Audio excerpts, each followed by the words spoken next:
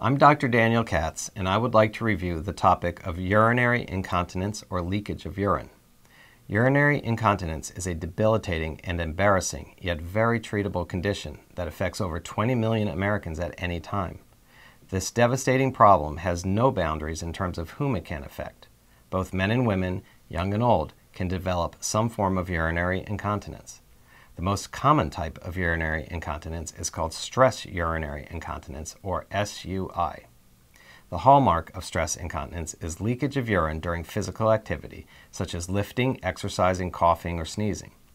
Stress urinary incontinence occurs when an increase in abdominal pressure, combined with weakened pelvic support, causes the urethra and bladder to shift from their normal positions.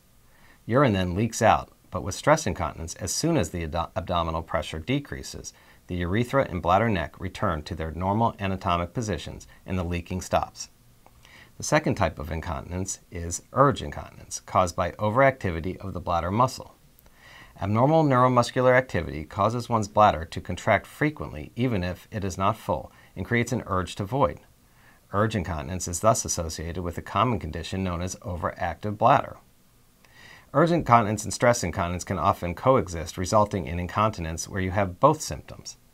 Less common forms of incontinence include overflow incontinence, where the bladder never fully empties and urine just spills out, and functional incontinence, where factors outside the urinary tract, such as illness or limited mobility, can cause the inability to make it to the restroom. The important fact for you to know is that any of these disorders of incontinence can be treated. With the proper diagnosis and treatment, we can almost always restore urinary continence. Today, there are many options available to you. These include conservative measures such as pelvic floor strengthening exercises, biofeedback training, and medications.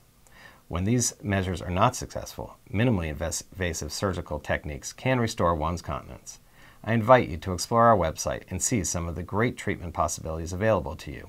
Or better yet, make an appointment with me to discuss your options in person.